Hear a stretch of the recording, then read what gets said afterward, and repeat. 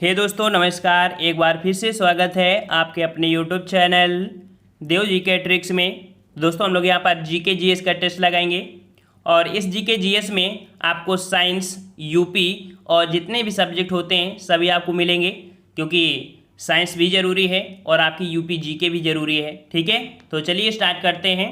यहाँ पर good morning सभी को।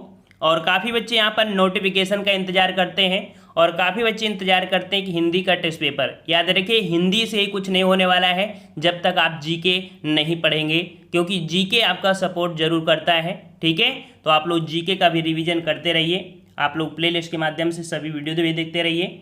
चलिए स्टार्ट करते हैं। यहाँ पर आपका पहला प्रश्न दिया गया है कि फर्मी वह मात्रक है जो व्यक्त करती है। चलिए जवाब दीजिए।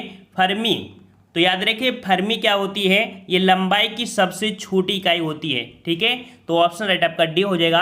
फर्मी लंबाई की सबसे छोटी इकाई होती है। ठीक है, और इसे स्मॉल एफ से प्रदर्शित करते हैं। ठीक है, और अगर पूछे 10 के घात के रूप में, तो ये जो आपकी होती है 10 के घाते -15 के रूप में आपकी होती है। ठीक है, चलिए अगला प्रश्न पूछा गया है कि निम्नलिखित तापमापियों में से किसे पायरोमीटर कहा जाता है। पायरोमीटर, तो यहाँ पर देख सकते हैं पायरोमीटर जो आपका होता है, इसका प्रयोग हम लोग 200 डिग्री सेंटीग्रेड से लेके 1200 डिग्री सेंटीग्रेड तक मापन कर सकते हैं। ये जो आपकी है ये है आपकी विकिरण तापमापी है। ऑप्शन जिसका यहाँ पर बी आ रहा है बिल्कुल सही जवाब हो जाएगा। ठीक है, चलिए अगला प्रश्न पूछा गया है कि बर्फ का टुकड़ा पेय को ठंडा बना देता है। कारण आपका दिया है कि बर्फ पिघलाने के लिए पेय से गुप्त ऊष्मा लेना है, जिससे पेय ठंडा हो जाता है। आप देखते हैं कि चाहे पानी में डालिए या गन्ने के रस में डालिए, किसी में डालिए, किसी भी पेय पदार्थ में, तो क्या करता है उस चीज़ को ठंडा बना देता है ना। तो यहाँ पर किस कारण से, तो यहाँ पर कह सकते हैं कि जो यहाँ पर दिया है ए तो सही है और आर भी सही है, लेकिन जो ए है वो आर की सही व्याख्या कर रहा है ना। क्यों? क्योंकि बर्फ का टुकड़ा ये तो ठंडा बना देता है ना, इस कारण से ऑप्शन आपका यहाँ पर ए सही हो जाएगा। ठीक है, चलिए अगला प्रश्न आपसे पूछा गया है सबसे भारी प्राकृतिक तत्व। सबसे भारी प्राकृतिक तत्व कौन सा है यहाँ पर, तो आपका 4 का ऑप्शन राइट, आपका जवाब यहाँ पर आपका सही हो जाएगा। यहाँ पर आपका ए नंबर यूरेनियम। ठीक है, यूरेनियम सबसे भारी रेडियो एक्टिव आपका प्राकृतिक तत्व है। ठीक है, प्राकृतिक पूछा गया है ना, प्राकृतिक, इस कारण से तो ऑप्शन आपका कौन हो जाएगा, फर्स्ट यहाँ पर सही हो जाएगा। ठीक है, और अगले प्रश्न की ओर बढ़ते हैं। कह रहा आपसे प्राकृतिक रबड़ किसका बहुलक है। प्राकृतिक रबड़ किसका बहुलक है, तो यहाँ पर 5 का ऑप्शन राइट आपका क्या हो जाएगा। प्राकृतिक रबड़ जो बहुलक होता है, याद रखिएगा ये आपका होता है आइसोप्रीन का। ठीक है, ऑप्शन आपका यहाँ पर फर्स्ट हो जाएगा, आइसोप्रीन का ये आपका बहुलक माना जाता है। ठीक है, और यहाँ पर जैसे कि प्राकृतिक रबड़ को इंडियन रबड़, अमेजन रबर, लैक्टेस आदि के भी नाम से जाना जाता है। ठीक है, जो प्राकृतिक रबड़ है इसका और भी नाम होते हैं, इंडियन रबड़, अमेजन रबड़, लैक्टेस आदि के नाम से जाना जाता है। अगर बात ये करें कि जो रबड़ है, रबड़ इसका सबसे ज़्यादा उत्पादन विश्व में कहाँ होता है, तो वर्तमान में आपका थाईलैंड नंबर 1 में रहता है, दूसरे नंबर में आपके यहाँ पर इंडोनेशिया है। ठीक है, वर्तमान में थाईलैंड, फिर आपका इंडोनेशिया, यह आपके विश्व में देखा जाए तो रबड़ के सबसे ज़्यादा उत्पादक हैं। ठीक है, चलिए अगला प्रश्न पूछा गया है कि हड्डियों की अध्ययन विज्ञान किस शाखा के अंतर्गत आती है। अगर हड्डी का यहाँ पर अध्ययन करना है तो ये जो आपका विज्ञान होती है इसे बोलते हैं ऑस्टियोलॉजी। ठीक है, क्या बोलते हैं, ऑप्शन आपका 6 का हो जाएगा डी नंबर, इसे ऑस्टियोलॉजी कहते हैं। 6 का ऑप्शन राइट आपका डी सही हो जाएगा। ठीक है, चलिए अगला प्रश्न पूछा गया है निम्न में से कौन एक मीन है। मीन मतलब मछली, तो यहाँ पर देखिए आपको दिया गया है flying fish, cuttlefish, silverfish, crayfish, लेकिन ये सभी मछलियाँ नहीं हैं। फिश जरूर लगा है लेकिन सभी मछलियाँ नहीं हैं। कुछ आपके महासागरों में पाए जाने वाले जंतु भी होते हैं जिनको फिश लगा देते हैं, लेकिन यहाँ पर वास्तविक जो मछली है वो आपकी है फ्लाइंग फिश। ठीक है, कौन सी आपकी, तो फ्लाइंग फिश एक प्रकार की मछली है जो हवा में उड़ सकती है, याद रखिएगा। ठीक है, और इस मछली को एक्सपोसोडिस्टाई के नाम से भी जाना जाता है। ठीक है, नेक्स्ट क्वेश्चन आपका है कि पक्षी उड़ने के समय इधर उधर करने के कारण गिरने लगता है, जिसे रोकता है। तो भैया ऐसी स्थिति में पक्षी क्या करता है, वो अपने पंखों को फैला देता है। ठीक है। किससे रोकता है? तो पंखों को फैलाकर ही रोक लेता है। तो आपका 8 का ऑप्शन राइट आपका क्या हो जाएगा यहाँ पर? आपका बी नंबर। ठीक है। अगला प्रश्न है कि मानव शरीर के कौन से अंग में लसिका कोशिकाएं बनती हैं? लसिका कोशिकाएं, तो याद रखिए लसिका कोशिकाएं जो बनती हैं वो आपके कहाँ पर? तो ऑप्शन राइट आपका यहाँ पर डी हो जाएगा, तिल्ली में बनती हैं। कहाँ बनती हैं आपके? तो तिल्ली में बनते हैं। ऑप्शन राइट आपका यहाँ पर हो जाएगा आपका डी नंबर। नेक्स्ट प्रश्न है कि जन्म के बाद मानव के किस ऊतक में कोई कोशिका विभाजन नहीं होता है? कोशिका विभाजन कहाँ नहीं होता है? तो ये नहीं होता है आपके तंत्रिका में। ठीक है, तंत्रिका में नहीं होता है, याद रखिएगा। ठीक है। और अगले प्रश्न की ओर बढ़ते हैं। प्रश्न आपसे अगला पूछा गया है कि जब एक व्यक्ति वृद्ध हो जाता है तो सामान्यतः उसका रक्तदाब, जब एक व्यक्ति वृद्ध हो जाता है तो उसका रक्तदाब क्या होता है? घटता है या बढ़ता है? तो याद रखिए बढ़ जाता है। ठीक है, बढ़ जाता है। ऐसा क्यों? क्योंकि जो नसें होती हैं वो सिकुड़ने लगती हैं। जब सिकुड़ने लगती हैं तो ब्लड होता है वो प्रेशर में आने लगता है। ठीक है, इस कारण से ऑप्शन आपका यहाँ पर बी हो जाएगा। अगला प्रश्न है कि मादा जनन पथ में पहुँचने के पश्चात मानव शुक्राणु अपनी निषेचन क्षमता सुरक्षित रखते हैं। यहाँ पर 12 का जवाब देना है कि मादा जनन जब होता है तो ऐसी स्थिति में जो शुक्राणु होते हैं वो निषेचन क्षमता कितने समय तक के लिए सुरक्षित रखते हैं? तो यहाँ पर 12 का जवाब क्या हो जाएगा? तो 12 का ऑप्शन राइट आपका यहाँ पर जवाब हो जाएगा यहाँ पर डी नंबर, 1 से 2 दिनों के लिए जो शुक्राणु होते हैं वो जीवित रहते हैं। या हम लोग एक टाइम पीरियड कह सकते हैं कि 48 से 72 घंटे तक ये आपके सुरक्षित रहते हैं। ठीक है, इसके बाद ये ऑटोमेटिक डेथ हो जाते हैं। ठीक है। अगला प्रश्न आपसे पूछा गया है कि सूची फर्स्ट में से दिए गए हार्मोन्स की, सूची फर्स्ट में से यहाँ पर दिया है मदों से सुलेमित करना है। यहाँ पर दिया गया है कुछ ग्रंथियाँ हैं, इनका कार्य क्या है ये आपको यहाँ पर बताना है। ठीक है, 13 नंबर में। तो यहाँ पर देखिए कौन सा किससे संबंधित हो रहा है। अगर देखा जाए तो यहाँ पर 13 नंबर में देखिए यहाँ पर जो दिया है एड्रिनल ग्रंथि क्या कार्य करती है? तो ये क्रोध करती है, भय खतरा जब भी होती है तो सक्रिय हो जाती है। कौन? एड्रिनल ग्रंथि, और इसे लड़ो या उड़ो के नाम से भी जानते हैं। ठीक है। दूसरा आपका है एस्ट्रोजन। एस्ट्रोजन जो आपका होता है किसमें? वो आपकी होती है किसमें? स्त्रियों में एस्ट्रोजन होता है। ठीक है। और वहीं पर इंसुलिन की बात करें तो इंसुलिन जो आपका होता है वो आपका ग्लूकोज। ठीक है। और फेरोमोन जो आपका होता है वो गंध के बोध से साथी को आकर्षित करता है। ठीक है। तो इस प्रकार से 13 का कौन सा हो जाएगा? सी नंबर आपका यहाँ पर सही हो जाएगा। समझ में आ गया? चलिए अगले प्रश्न की ओर बढ़ते हैं। प्रश्न आपसे अगला पूछा गया है, कह रहा आपसे यहाँ पर कि एक कृत्रिम उपग्रह में विद्युत ऊर्जा का स्रोत क्या होता है? अगर कृत्रिम उपग्रह है तो उसमें विद्युत ऊर्जा का जो स्रोत होता है वो आपका क्या होता है? तो याद रखिए कृत्रिम उपग्रह है उसमें ऊर्जा का जो स्रोत होता है उसमें लगे हुए सौर सेल। ठीक है, क्या? सौर सेल होते हैं जो सौर ऊर्जा को सीधे विद्युत ऊर्जा में परिवर्तित कर देते हैं। ठीक है। नेक्स्ट प्रश्न आपका है भारत में निर्मित टैंक का नाम। भारत में निर्मित टैंक का नाम। तो यहाँ पर देखो टैंक, ये पानी वाला टैंक नहीं है। ठीक है, याद रखिए पानी वाला टैंक नहीं है, ये युद्ध संबंधित है। तो भारत में निर्मित जो टैंक का नाम है तो टैंक का नाम क्या है? वो आपका अर्जुन है। ठीक है, क्या नाम है? अर्जुन टैंक। इसका विकास किसने किया है? तो कई आपके संगठन ने इसका विकास किया था, आपके विकास रक्षा अनुसंधान एवं विकास संगठन के द्वारा, और हैवी इलेक्ट्रिक लिमिटेड के द्वारा, भारत अर्थ मूवर्स के द्वारा, और औड़ी स्थित भारत जो भारी वाहन फैक्ट्री, इनके सहयोग से ये आपका बनाया गया था। ठीक है, अगस्त 2004 में इसे सेना में शामिल कर दिया गया था। ठीक है। और इंद्र जो आपका है तो इंद्र एक रडार है, याद रखिए। ठीक है। अगला क्वेश्चन है कि इंटरनेट कार्य करता है, इंटरनेट कार्य करता है तो कैसी स्थिति में कार्य करता है? तो याद रखिए ऑप्शन राइट आपका बी हो जाएगा, केवल पैकेट स्विच पर, केवल पैकेट स्विच पर इंटरनेट कार्य करता है। ठीक है। अगला प्रश्न है कि सुपर कंप्यूटर के लिए शब्द लंबाई की परास होती है। सुपर कंप्यूटर, और सुपर कंप्यूटर के लिए जो आपकी लंबाई की परास होती है वो 64 बिट तक होती है। ऑप्शन राइट आपका यहाँ पर 17 का हो जाएगा, यहाँ पर सी नंबर। अगला प्रश्न पूछा गया है कि सिंधु घाटी सभ्यता के संदर्भ में निम्नलिखित कथनों पर विचार कीजिए। यहाँ पर कौन सा कथन आपका सही है? तो देखते हैं। कह रहा आपसे पहला पॉइंट कि यह प्रमुखता लौकिक सभ्यता थी। तथा उसमें धार्मिक तत्व यद्यप उपस्थित था, वर्चस्वशाली नहीं था। देखो उपस्थित था लेकिन वर्चस्वशाली नहीं था, पहला पॉइंट सही है। अगला है उस काल में भारत में कपास से वस्त्र बनाए जाते था, यहाँ पर ये भी सही है, अर्थात ऑप्शन आपका सी हो जाएगा, फर्स्ट और सेकेंड। ठीक है, अगले प्रश्न को बढ़ते हैं। प्रश्न आपसे कह रहा है कि सिंधु घाटी सभ्यता खोज निकालने में जिन दो भारतीयों का नाम जुड़ा है वह आपके कौन से हैं।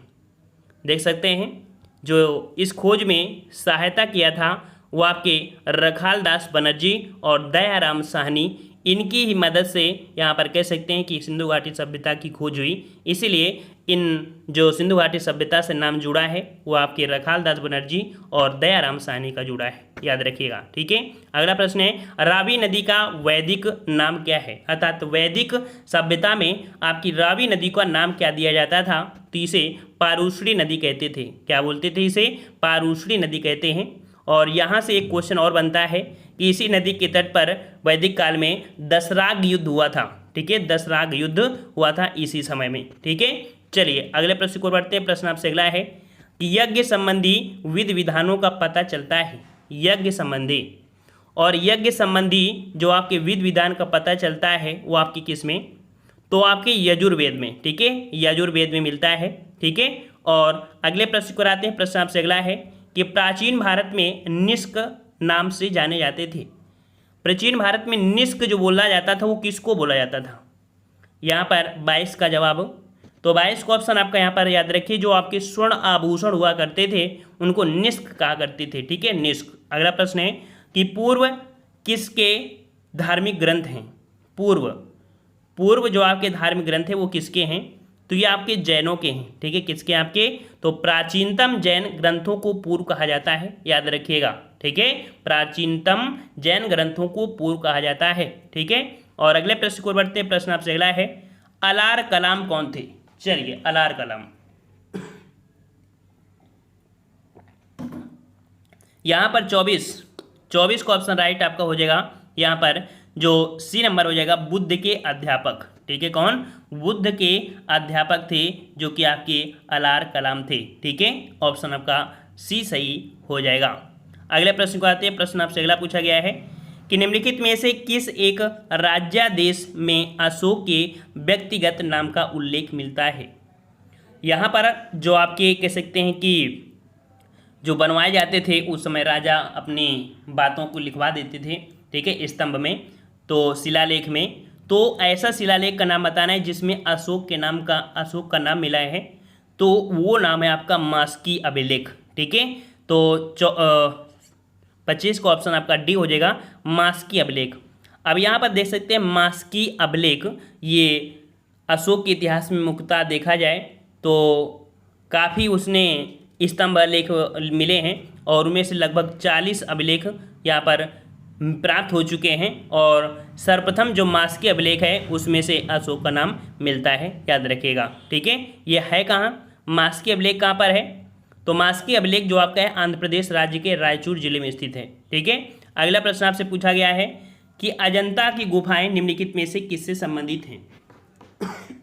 अजंता की गुफाएं, और अजंता की गुफाएं जो आपकी संबंधित हैं किससे, जवाब सही हो जाएगा, ऑप्शन राइट, यहाँ पर सी नंबर, जातक कथाएं। ठीक है, अजंता और एलोरा की गुफाएं महाराष्ट्र के औरंगाबाद जिले में हैं। ठीक है, जातक कथा मतलब क्या होता है, जातक कथा में आपके बुद्ध के पुनर्जन्म, ठीक है, इनसे संबंधित अनेक दृश्य आपको देखने को मिलते हैं यहाँ पर। ठीक है, चलिए अगला प्रश्न आपसे पूछा गया है कि निम्न में से किसकी मृत्यु चौगान खेलते समय हुई थी।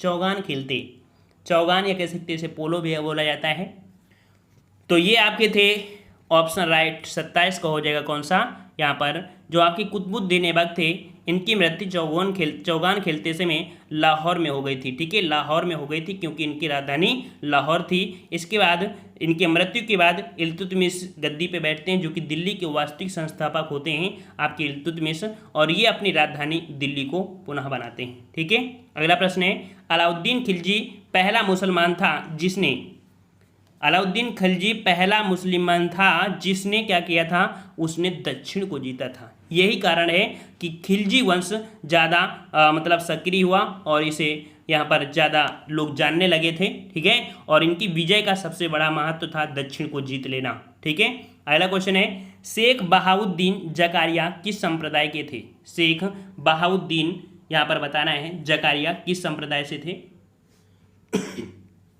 तो 29 का ऑप्शन फर्स्ट हो जाएगा, ये सुहरावर्दी संप्रदाय से। हमने एक वीडियो आपको दिया है, कौन सा, सूफी संत। अगर आपने नहीं देखा है तो उसको देख लीजिएगा। और अगर उतना देख लेते हैं तो आप किसी भी एग्जाम के लिए, किसी भी एग्जाम समझ सकते हैं ना, आप किसी भी एग्जाम के लिए दे सकते हैं, चाहे पीसीएस में जाना, चाहे आईएएस में जाना, प्रश्न आपको उसी वीडियो से ही मिलेंगे, मात्र एक वीडियो से, ठीक है। तो यहाँ पर सुहरावर्दी संप्रदाय से संबंधित है आपके शेख बहाउद्दीन जकारिया। अगला प्रश्न पूछा गया है कि किस मध्यकालीन शासक ने उद्घोषित किया था कि राजत्व ही बंधुत्व है तथा बंधुत्व ही राजत्व है? और ये जो आपका किया था आपके ऑप्शन यहाँ पर डी, बहलोल लोदी। किसने किया था? तो आपके बहलोल लोदी ने यहाँ पर किया था। कब? तो जब अलाउद्दीन आलम शाह ने स्वेच्छापूर्वक दिल्ली का शासन त्याग दिया, तब बहलोल लोदी ने गाजी के नाम से दिल्ली पर सिंहासन पर बैठा था, ठीक है। तब ऐसे शब्दों को उसने कहा था। और बहलोल लोदी जो कि लोदी वंश अर्थात कह सकते हैं कि यह अफगान साम्राज्य की नींव डाला था। अगले प्रश्न को बढ़ते हैं। प्रश्न आपसे अगला है, औरंगजेब द्वारा चलाए गए जिहाद का अर्थ। औरंगजेब के द्वारा चलाए गए जिहाद का जो अर्थ है क्या होता है? तो जिहाद का जो अर्थ होता है दारुल इस्लाम होता है। 31 का ऑप्शन बी हो जाएगा, दारुल इस्लाम, ठीक है। दारुल इस्लाम यहाँ पर मुसलमान देशों में होता है, ठीक है, जिसे धर्मयुद्ध बोलते हैं या कह सकते हैं जिहाद शब्द बोल दिया जाता है, ठीक है। तो इस प्रकार से होता है। और अगले प्रश्न को आते हैं। प्रश्न आपसे अगला पूछा गया है कि निम्नलिखित को कालक्रम में संयोजित करना है। ऐसे क्वेश्चन ऐसे लेवल में बनते हैं। तो 32 में आप देख सकते हैं कि सबसे पहले आपका मेरठ हत्याकांड हुआ था, ठीक है। मेरठ हत्याकांड आपका कब हुआ था? तो ये आपके 10 मई 1858 को, ठीक है। 10 मई 1857 होगा, यहाँ पर 58 होगा, 57 होगा, ठीक है। और इसके बाद देखा जाए तो आपका दूसरा काम हुआ था मेरठ पर अधिकार, ठीक है। मेरठ पर अधिकार ये आपका हुआ था। फिर इसके बाद देखा जाए तो आपका कौन सा, तो यहाँ पर आपका हो जाएगा जो आपका दिल्ली घोषणा हुआ था। फिर इसके बाद दिल्ली घोषणा जो आपकी हुई थी वो 12 मई को हुआ था। और इसके बाद कानपुर पर अधिकार ये आपका हुआ था 5 जून को। तो इस प्रकार से यहाँ पर जो जवाब हो जाएगा फर्स्ट हो जाएगा, फर्स्ट 4 2 3 हो जाएगा, ठीक है। अगला प्रश्न आपसे पूछा गया है कि सिद्धू तथा कान्हू निम्नलिखित में से किसके साथ जुड़े हुए थे? सिद्धू तथा कान्हू जो जुड़े थे वो किसके साथ, ये कौन सा विद्रोह था? और ये विद्रोह जो आपका था ऑप्शन राइट आपका डी हो जाएगा, संथाल विद्रोह से संबंधित ये आपके थे, ठीक है। इनका संबंध इनसे है। ये जनजाति विद्रोह के प्रमुख नेता यही रहे थे, ठीक है। अगला क्वेश्चन है कि देवबंद आंदोलन यूपी जो कि संयुक्त प्रांत में किस वर्ष में आरंभ हुआ? देवबंद आंदोलन, तो भाई देवबंद आंदोलन जो आपका हुआ था वो आपकी कहाँ पर, तो ऑप्शन राइट आप मतलब कब हुआ था? तो यह 1866 ईस्वी में, ठीक है। कब हुआ था? 1866 ईस्वी में हुआ था। मोहम्मद कासिम ननौतवी एवं रशीद अहमद गंगोई ने कह सकते हैं 1866 में उत्तर प्रदेश के देवबंद में इस्लामी मदरसे की स्थापना की थी, ठीक है। अगला प्रश्न आपसे दिया है कि एक जाति एक धर्म और एक ईश्वर में विश्वास करता हूँ निम्न से किसने कहा था? ये शब्द जो कहा था वो किसने? तो ये नारायण गुरु ने कहा था, ठीक है। 35 का ऑप्शन आपका यहाँ पर फर्स्ट हो जाएगा। आपके केरल में थे, केरल में श्री नारायण गुरु ने आप कह सकते हैं कि एक आंदोलन शुरू किया था, ठीक है, दलितों द्वारा, ठीक है। तो कह सकते हैं कि ये शब्द उन्होंने कहा था, ठीक है। अगला प्रश्न आपसे पूछा गया है कि निम्नलिखित में से सही का कालक्रम क्या हो जाएगा? यहाँ पर कौन सा कालक्रम सही है देखते हैं। तो 36 नंबर में यहाँ पर जो आपका दिया गया है कौन सा, पहला आपका पॉइंट दिया है आपका मैकाले का मिनट, ठीक है। कौन सा आपका? मैकाले का मिनट। तो यहाँ पर आपका 36 का पहला आपका ये हो गया फर्स्ट नंबर। फिर इसके बाद आपका जो दिया है वुड का एजुकेशन, ठीक है, वुड का एजुकेशन। और इसके बाद आपका है इंडियन, ठीक है। और इसके बाद आपका है दी सार्जेंट एजुकेशन। इस क्रम से आपका बनेगा फर्स्ट नंबर यहाँ पर आपका हो जाएगा, ठीक है, 2143 ये डेट आपकी यहाँ पर हो जाएगी, ठीक है। अब अगर हम लोग यहाँ पर डेट की बात करें तो यहाँ पर देखिए जो आपका वुड एजुकेशन था ठीक है। वुड एजुकेशन था, ये आपकी 19 जुलाई 1854 को आपको पारित हुआ था, ठीक है। फिर इसके बाद एजुकेशन पॉलिसी जो आपकी आई थी लॉर्ड मैकाले की, वो आपकी 1835 में आई थी। फिर इसके बाद शिक्षा में जो हंटर आया था वो आपके 1882 में आया था, ठीक है। फिर इसके बाद आपके कह सकते हैं कि 1994 में केंद्रीय शिक्षा सलाहकार मंडल ने सर्जन शिक्षा का आयोजन किया था। तो आपको पढ़ लीजिएगा इनको अच्छे से। अगला क्वेश्चन यहाँ पर है कि दिसंबर 1885 में इंडियन नेशनल कांग्रेस का सर्वप्रथम अधिवेशन कहाँ किया गया था। चलिए इसका जवाब सभी को पता होगा। यहाँ पर 37 को ऑप्शन आपका बी हो जाएगा, आपके बम्बई में, ठीक है। बम्बई में हुआ था और डेट भी पूछ ले जाती है कि कब इसकी स्थापना हुई थी, तो आपकी 28 दिसंबर, ठीक है, 28 दिसंबर 1885 को हुआ था। और अध्यक्षता किसने किया था, तो अध्यक्षता आपके व्योमेश्वर बनर्जी ने किया था, ठीक है ना। और इस प्रकार से देखा जाए तो कांग्रेस के इस अधिवेशन में कुल 72 लोग इसमें सम्मिलित थे, ठीक है। कांग्रेस के लोग कितने शामिल थे, 72 प्रतिनिधि इसमें से शामिल हुए थे, ठीक है। और यहाँ पर जो अधिकतम क्या देखा जाए तो शामिल हुए थे वकील वगैरह, ठीक है, वकील पत्रकार थे, वही लोग शामिल हुए थे। अगला है कि महाराष्ट्र में गणपति वर्ष का जो गणपति पर्व है इसका श्री गणेश किया किसने किया था, अर्थात गणपति महोत्सव। तो गणपति महोत्सव जो आपको यहाँ पर किए थे वो आपके किसने, तो 38 का ऑप्शन राइट आपके यहाँ पर ये हो जाएगा, आपके बीजी तिलक ने। किसने, बाल गंगाधर तिलक प्रथम राष्ट्रवादी नेता थे जो जनता से गांधी के अग्रगामी कहा जाते हैं, ठीक है। तो इन्होंने यहाँ पर करवाया था गणपति त्यौहार, ठीक है, शिवाजी महोत्सव, ये आपके थे। अगला प्रश्न आपको दिया गया है, सूची फर्स्ट को सूची सेकंड से सुमेलित करना है। यहाँ पर आपके कौन किससे संबंधित है, देखिए कौन किससे संबंधित है, यहाँ पर 39 नंबर। तो 39 में यहाँ पर देख सकते हैं जो चटगांव आर्मी रेड है वो आपके कह सकते हैं आपके गुरु 39 में देखिए जो आपका फर्स्ट नंबर है 39 में चटगांव आर्मी रेड, ये आपकी कल्पना दत्त थे।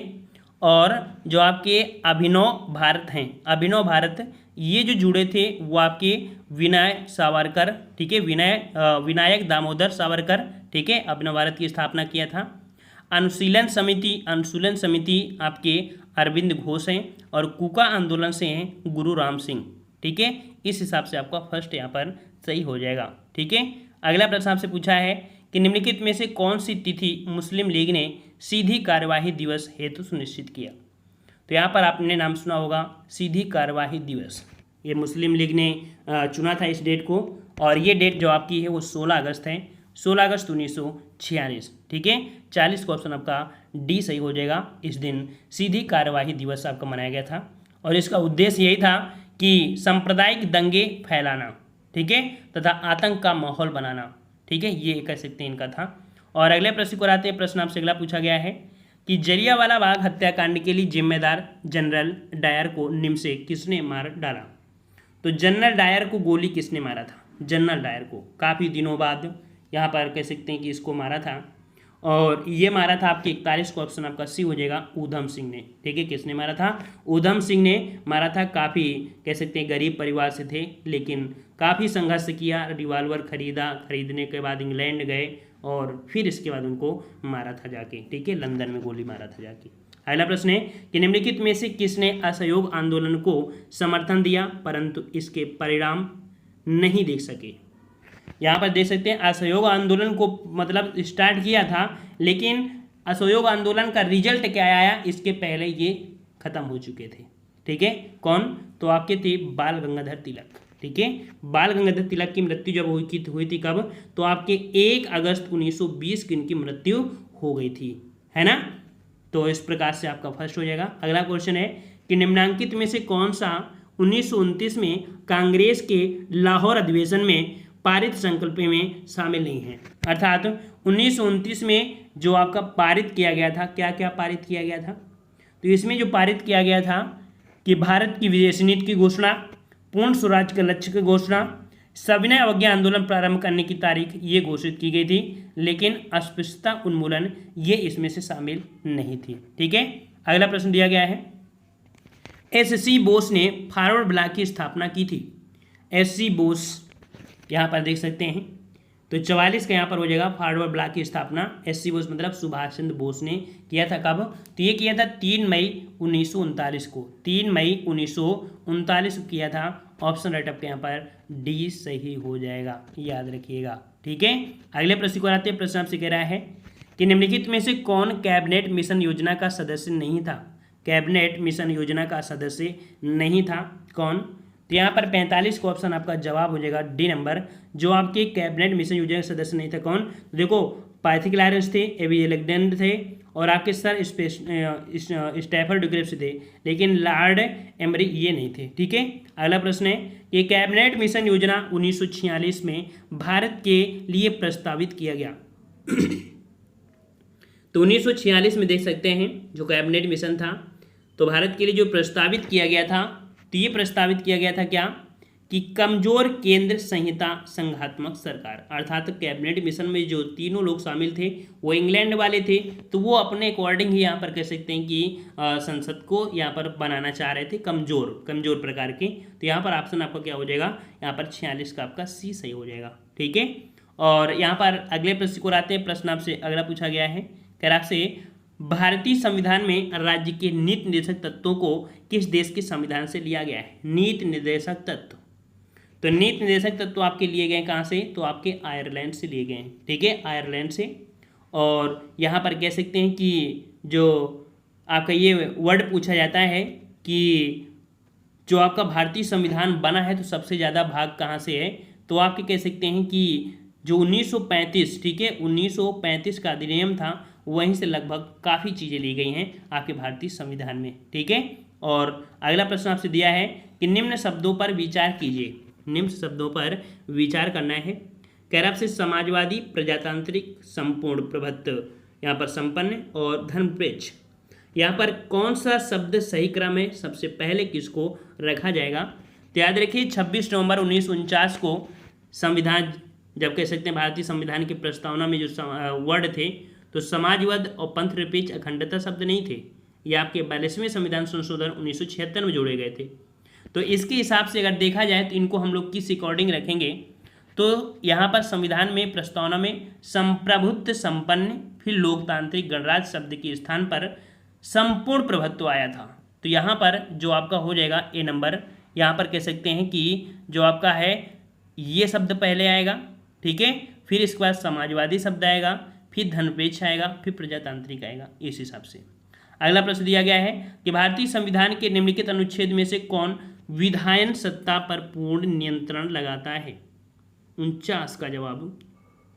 विधायन सत्ता मतलब कह सकते हैं कि जो अनुच्छेद 14 है, अनुच्छेद 14 है, ऑप्शन आपका फर्स्ट हो जाएगा कि प्रत्येक व्यक्ति न सिर्फ नागरिक हो, ठीक है, कि मूल अधिकार का प्रतिपादन करता है। मतलब मूल अधिकार जो हैं वो अनुच्छेद 14 मतलब भारत के राज्य क्षेत्र में विधि के समक्ष समता और विधियों के समान संरक्षण से वंचित नहीं किया जाएगा, इसका मतलब ये कह रहा था। ठीक है, अगला प्रश्न दिया गया है कि 1950 के दशक के भाषाई राज्यों की प्रबल मांग के उपरांत निम्नलिखित में से कौन से राज्य पुनर्गठित हुए थे?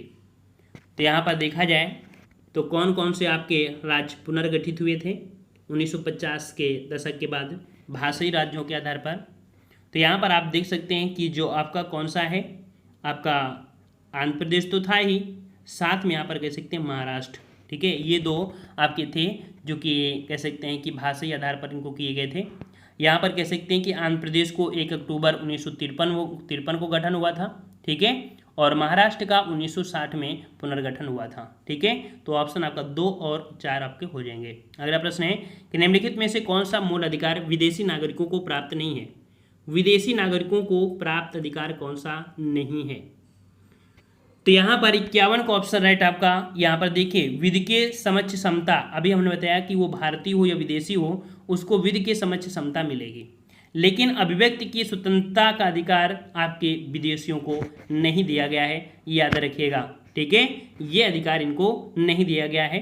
ठीक है, अगला प्रश्न है भारतीय संविधान मान्यता देता है, भारतीय संविधान मान्यता देता है तो ये किसको देता है? तो ये जो देता है मान्यता वो धार्मिक और भाषाई अल्पसंख्यकों को देता है। ठीक है, किसको? धार्मिक को भी और भाषाई अल्पसंख्यक दोनों को ही संविधान मान्यता देता है। सी नंबर आपका यहाँ पर से हो जाएगा। अगला क्वेश्चन यहाँ पर है कि सामाजिक न्याय का तात्पर्य है कि सामाजिक न्याय का तात्पर्य क्या होता है?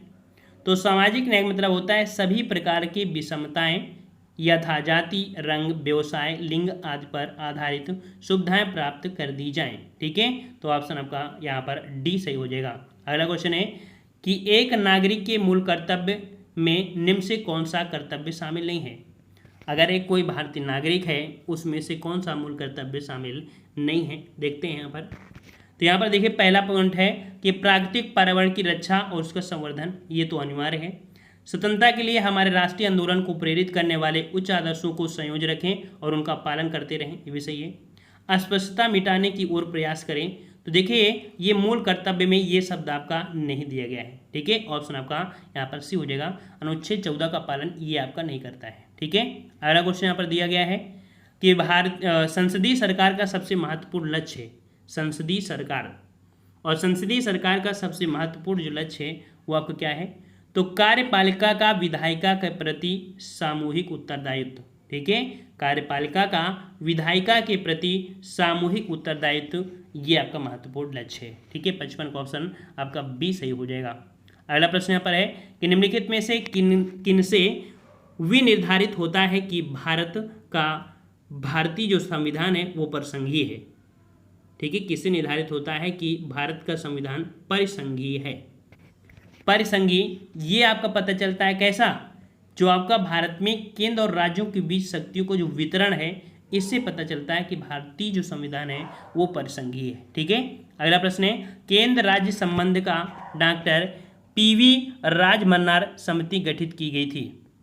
पीवी मन्नार जो राज्य समिति थी, ठीक है, पीवी राजमन्नार समिति ये जो आपकी गठित की गई थी कहाँ पर? तो जवाब यहाँ पर 57 का हो जाएगा। सी नंबर आपकी तमिलनाडु पर। ठीक है, तमिलनाडु पर की गई थी। अगला प्रश्न है कि भारत की संसद के संबंध में निम्नलिखित में से कौन सा कथन सही नहीं है? सही नहीं है यहाँ पर आपसे पूछा गया है। तो कह रहा है कि संविधान में एक संसदीय प्रणाली की सरकार का प्रावधान है, ये सही है। संसद का सर्वप्रमुख कार्य है मंत्रिमंडल का प्रावधान करना, ये सही है। मंत्रिमंडल की सदस्यता निम्न सदन तक सीमित है, तो ये पॉइंट आपका गलत है। ठीक है, देखो मंत्रिमंडल की सदस्यता निम्न सदन, तो ऐसा नहीं है। मंत्रिमंडल तो आपके उच्च सदन में भी होते हैं, लोक में भी होते हैं। ये सी नंबर आपका गलत हो जाएगा। अगला क्वेश्चन है कि लोकसभा की कार्यवाही में भाग लेने का अधिकार कौन नहीं होता है? लोकसभा की कार्यवाही में भाग लेने का अधिकार कौन नहीं होता है? यहाँ पर इसका जवाब आपको देना है। नेक्स्ट पार्ट में हम लोग इसी जगह से देखने को मिलेगा, क्योंकि प्रश्नों की संख्या आपकी काफ़ी ज़्यादा होती है और बड़ा वीडियो बच्चे देखना पसंद नहीं करते, थोड़ा सा देखते हैं फिर कहते हैं सर अच्छा नहीं लगता है 30 मिनट से ज़्यादा वीडियो हो जाने पर, है ना। तो हम लोग इसे खंडों में बांट लेंगे तो हमें लगता है कि ज़्यादा ही सही रहेगा और कम समय में आप रिवीजन भी कर लेंगे, अच्छा भी लगेगा। ठीक है, तो यहाँ पर इसका जवाब देना है। नेक्स्ट पार्ट मिलेंगे। धन्यवाद। जय हिंद, जय भारत।